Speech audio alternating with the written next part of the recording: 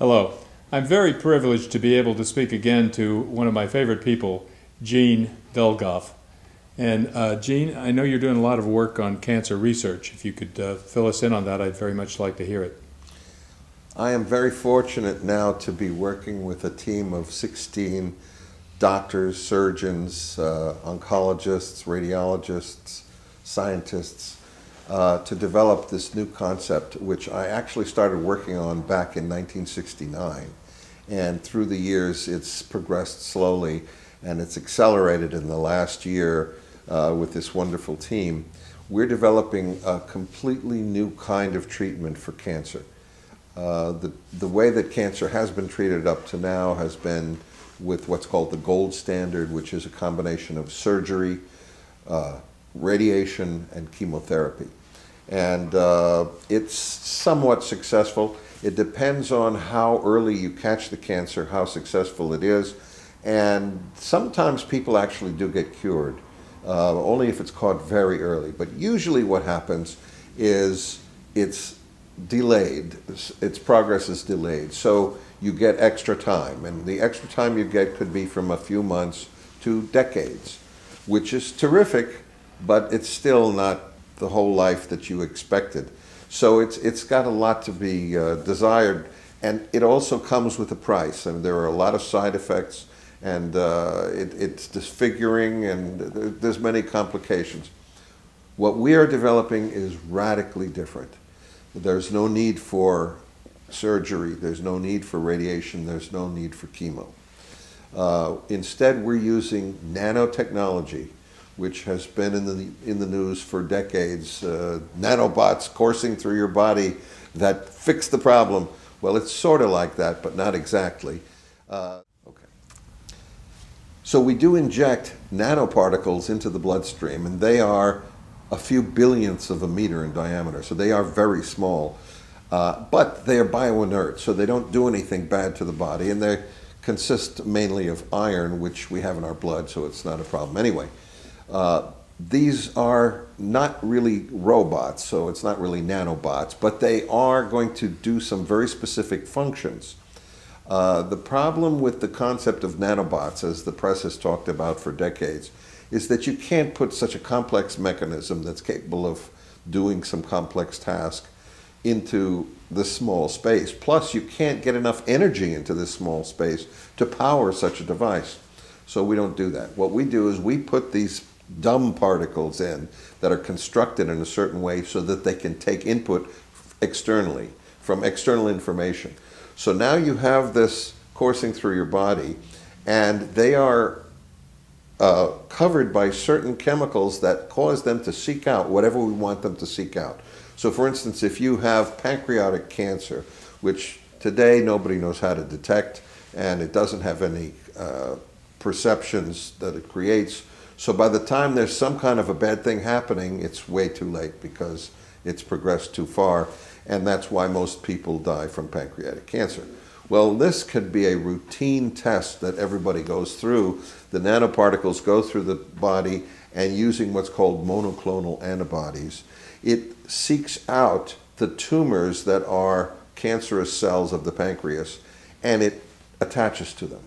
When it does that, we now can scan you from the outside and detect those particles because of what those particles have in them.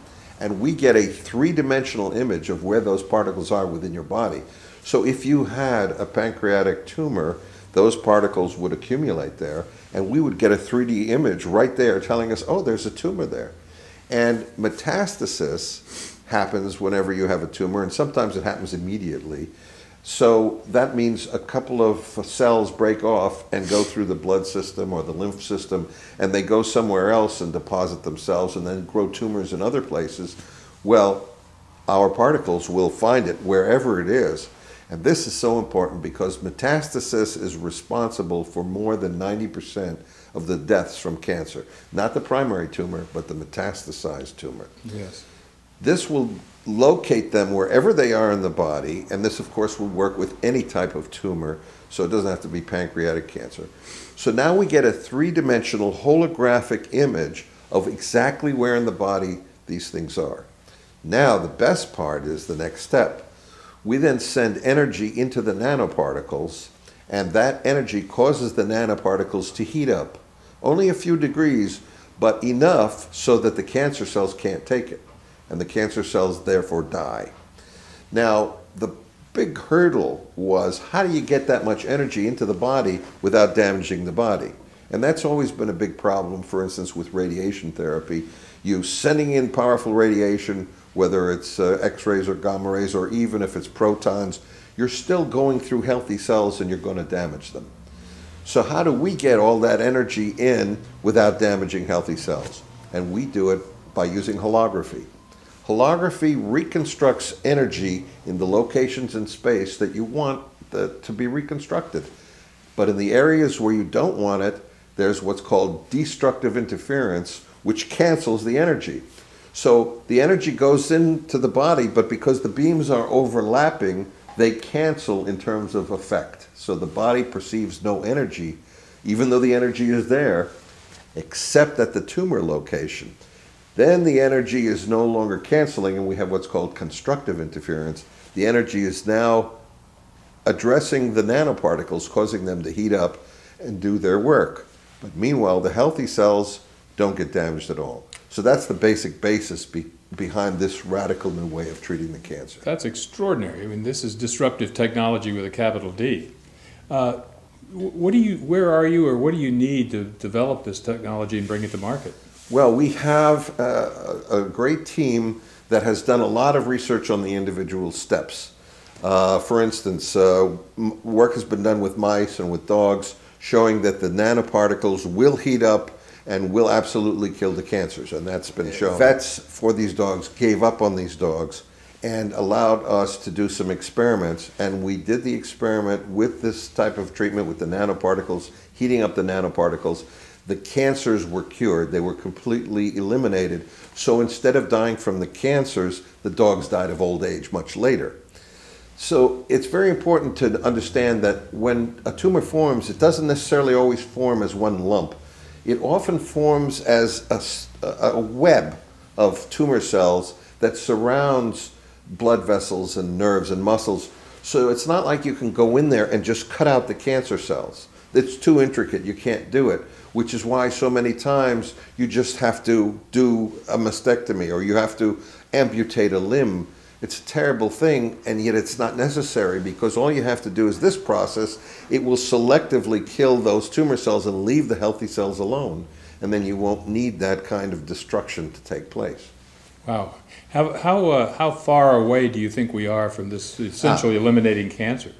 Yeah, what we need to do is we need to finish building the new equipment so that we can make it a complete system that it becomes available to people. Initially, we're going to be doing this outside of the U.S., gathering a lot of data. Then we'll be submitting it to the FDA, and we'll use a fast-track method, which some of our people are very familiar with and very good at, so that we can get this FDA approved. So if we can get the funding we need to build the equipment and to do the clinical testing, I think we can get to the point of FDA approval in a 5-year period, which is an incredibly short period of time for Absolutely. a new technology. And are you set up to get the funding, or what kind of funding do you need? Well, we're doing a crowdfunding offering right now, and it's very small. It's just a $100,000 crowdfunding effort, and it should be very easy and quick to do.